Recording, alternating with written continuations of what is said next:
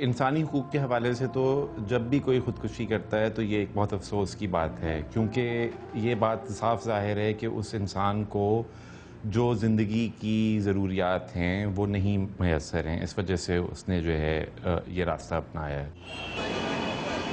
بات سمجھنا بہت ضروری ہے کہ خودکشی بیٹھے بیٹھے نہیں ہو جاتی، اس کا ایک پورا ایک پروسیس ہے جو شروع ہوتا ہے، اور وہ پروسیس اکثر کئی سال پہلے شروع ہو چکا ہوتا ہے۔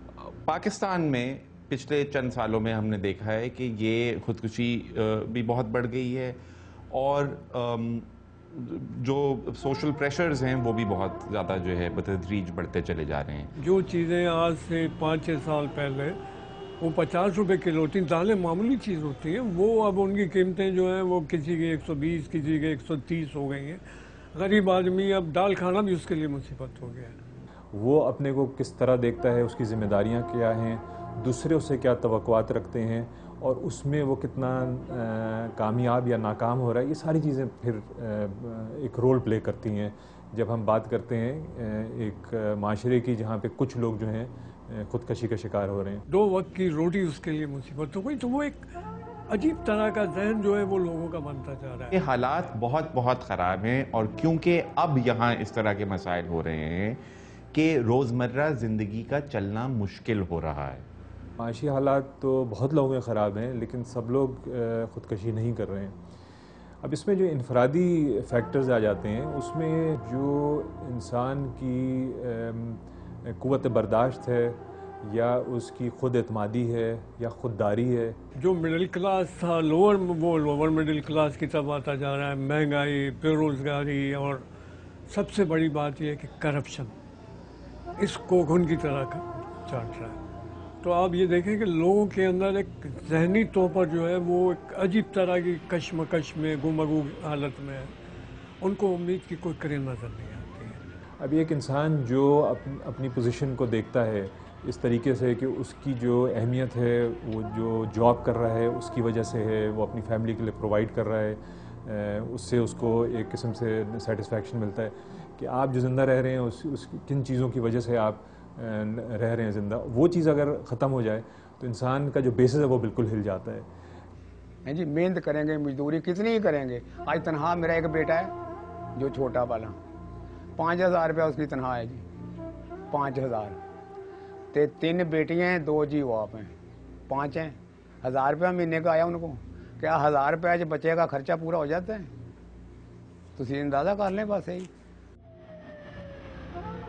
دن بدن زندگی اور مشکل ہوتی چلی جا رہی ہے۔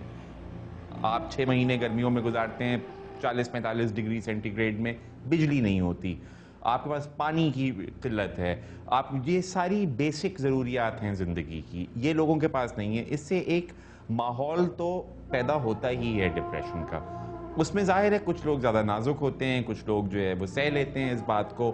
روزانہ ہی اپنی بہنوں سے کہتے تھے کہ میں نے اپنی بچیوں کی خاطر میں جی رہا ہوں۔ انہوں نے کئی بار کہا تھا کہ ہم ایسا کر لیں گے۔ میری بیٹیاں بہت اچھی تھی، بہت لائق تھی، وہ اپنے پاپا کو منا لیتی تھی۔ اس دن اس نے کسی کی سنی ہی نہیں ہے۔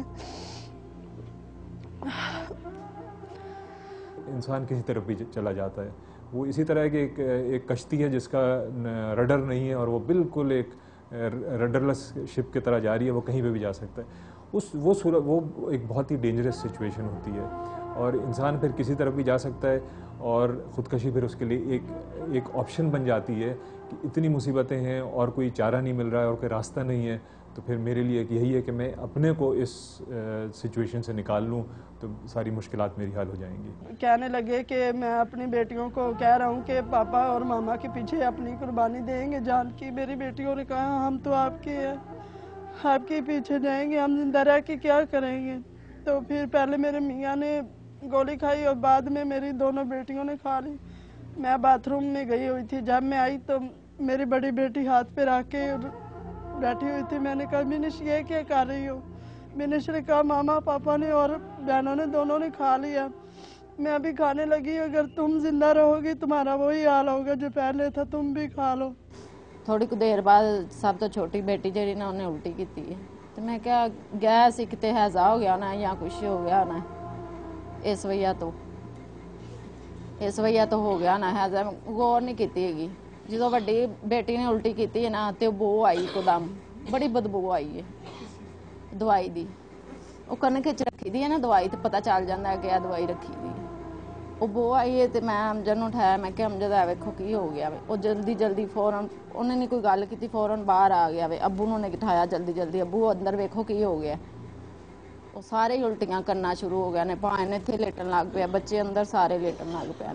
मैंने भी गोली खा ली और मेरी बेटियां 2 माह घर में तड़प तड़प के फौत हो गई। और मेरे मियाँ दूसरे दिन पता नहीं फौत हो गए थे, मुझे तो नहीं पता था। बाद में 3 दिन बाद मेरी बीनिश मेरी आंखों के सामने तड़प तड़प के जान दे दी उसने।